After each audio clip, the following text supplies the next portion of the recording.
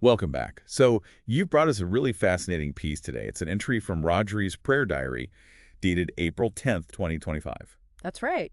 And it focuses on a passage from the book of Numbers, chapter 12, specifically verses 1 through 8. A really powerful section of scripture. Definitely. So for this deep dive, we're going to get into what Rodri was grappling with here.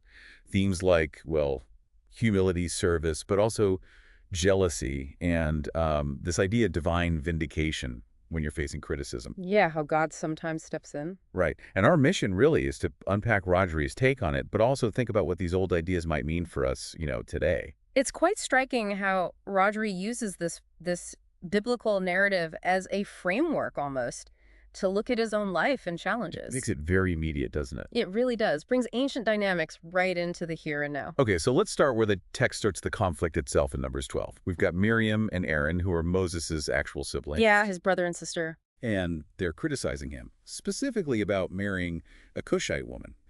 Now, Rodri has a thought on that term. He does. He interprets Cushite woman as likely being, well, a derogatory way to refer to Zipporah, Moses' wife. Who was a Midianite, not technically Cushite. Exactly. So Rodri thinks the label itself might be part of the attack, but he pushes deeper than that. He suggests the marriage isn't even the core issue here. Precisely. Rodri's reading is that the criticism, the stated reason, is kind of a smokescreen. The real root, he thinks, is jealousy. Jealousy of Moses' position, his authority. Yes, his unique leadership role. It makes you think, doesn't it? How often do we see that a surface complaint masking something, deeper, like envy or ambition within a group? And Rodri highlights their specific question, which is quite telling. Has the Lord spoken only through Moses? Hasn't he also spoken through us? That really gets to the heart of it. To Rodri, this isn't just asking for acknowledgement. He sees it as them trying to, well, elevate themselves, wanting to be seen as equals to Moses, both in their divine connection and probably their influence. And what's so compelling, or maybe sobering, is who these critics are. You've got Miriam. She was a prophetess herself. A recognized spiritual leader. Absolutely. And Aaron, the high priest.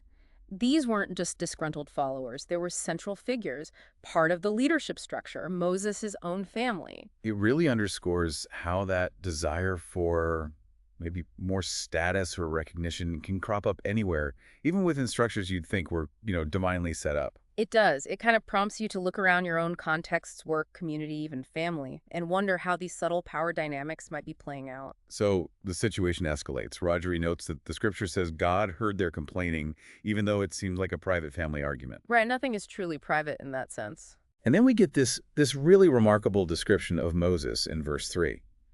Now, Moses was a very humble man, more so than anyone else on the face of the earth. That's quite a statement. It is, and Rodri spends some time unpacking that word, humble. He connects it to the character of Christ, that idea of being gentle, not self-promoting. So not humility as in weakness or being a doormat? Not at all. Rodri sees Moses' humility stemming from his deep reliance on God. His focus wasn't on his own status, but on glorifying God and serving the people. It raises interesting questions about leadership, doesn't it? Is effective leadership about self-assertion or about perhaps elevating the mission above oneself? The key tension, and Rodri points out something crucial about Moses' response here. What's that? He doesn't argue back. He doesn't defend himself or his wife or his leadership. Right, the text doesn't record any rebuttal from him. No. Rodri emphasizes that Moses basically handed the whole situation over to God. He entrusted it. That takes a certain kind of strength, I imagine, to not jump into the fray. It really does. A strength rooted in trust, perhaps.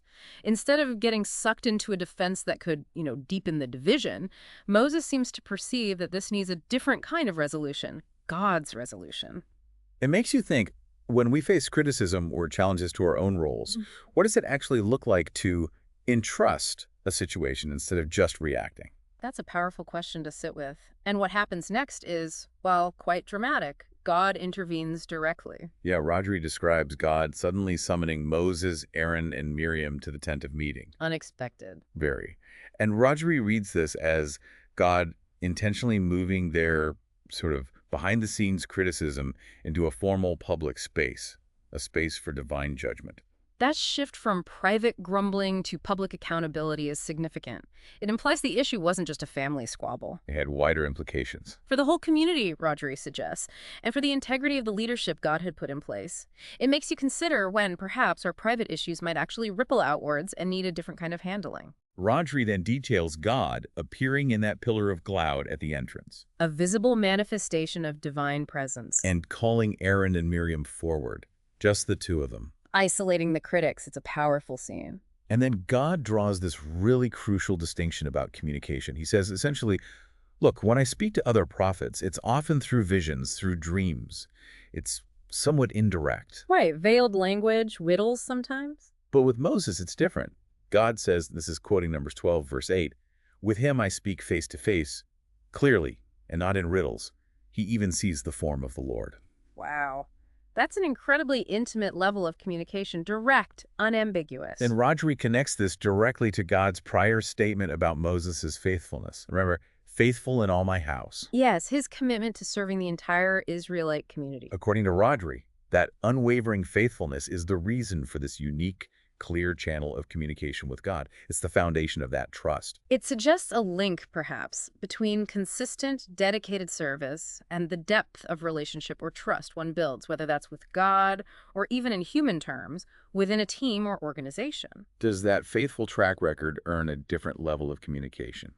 It certainly seems to be the implication here. And then God poses that sharp question directly to Aaron and Miriam. Why then were you not afraid to speak against my servant Moses? Oof, that question hangs in the air. Rodri sees this as the clincher. God isn't just defending Moses the man. He's defending the role, the authority he himself bestowed. Criticizing my servant Moses was, in effect, Disrespecting God's own choice and authority. exactly. It wasn't merely about personal feelings anymore. It touched on the divine order God had established. Their fear, Rodri argues, should have been directed towards God, the source of that authority. It really pushes us to think. When we question leadership or authority, are we considering where that authority ultimately comes from and what the implications of our challenge might be? Now, this is where Rodri pivots. He doesn't just leave this as biblical analysis. He brings it right into his own life. Yeah, he gets very personal. He talks about his own work, leading morning prayer sessions, doing discipleship, and facing similar things, criticism, people questioning his role or his methods. And this makes the whole reflection incredibly relevant for anyone listening. It's not just theology. It's about the messy reality of leadership, service, and, well, human nature. Have you ever felt that?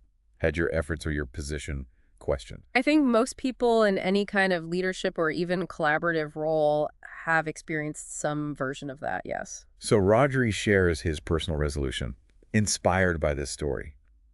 He aims to consciously follow Moses' path, meaning to keep serving, humbly, faithfully doing what he believes God called him to do, Okay. and to fundamentally trust God to handle the vindication, the defense, rather than getting bogged down in arguments or trying to justify himself constantly. That's a significant choice, isn't it? Choosing where to put your energy instead of pouring it into self-defense. Which can be exhausting. Terribly.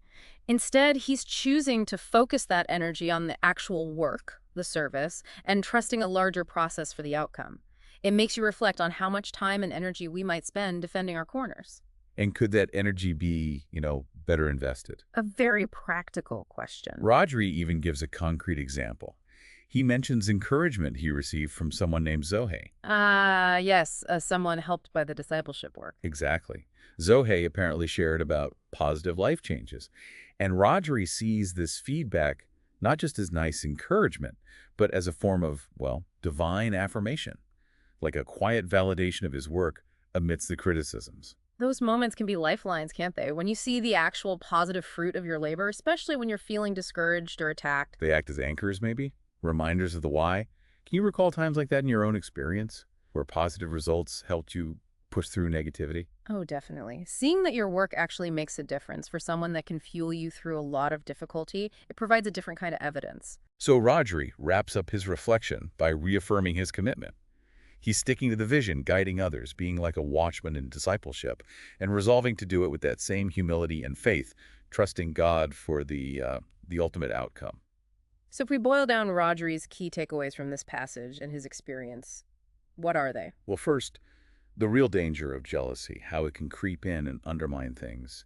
even among people supposedly on the same team. Yeah, even those in positions of spiritual significance. Second, the surprising strength of humility when facing criticism, choosing not to fight back directly, but to entrust the situation. Trusting God or a larger process, depending on one's framework. And third, this underlying belief in eventual vindication, that faithful service, done with the right heart, will somehow be acknowledged or proven right in the end, even if not immediately. A powerful combination of insights. Absolutely. And so, the question naturally turns back to everyone listening, thinking about Rodri's journey with this text and the original story itself. How might these ideas, humility, trust in a bigger picture when criticized, apply to challenges you're facing? Right. Where might this resonate in your work life? Or maybe within your family, even personal goals or projects where you might feel resistance or critique? Prompts a self-check, maybe. What's our gut reaction when we feel slighted or our competence is questioned? Do we immediately put up defenses? Or is there space to pause, consider the source, maybe, and to consciously choose to entrust the outcome to something beyond our immediate control, whether that's God, karma, the passage of time, the truth eventually coming out? Whatever that larger perspective means for you personally. It's really about thinking longer term, isn't it? Moving beyond the heat of the moment, the sting of the criticism. Are we more concerned with winning the immediate argument, or with staying true to our purpose and trusting that the value of our contribution will ultimately be seen? Yeah. Cultivating perhaps an inner security that isn't dependent on constant external validation. It encourages looking for that deeper understanding beneath the surface reactions. Some important things to reflect on there. Definitely food for thought to take away.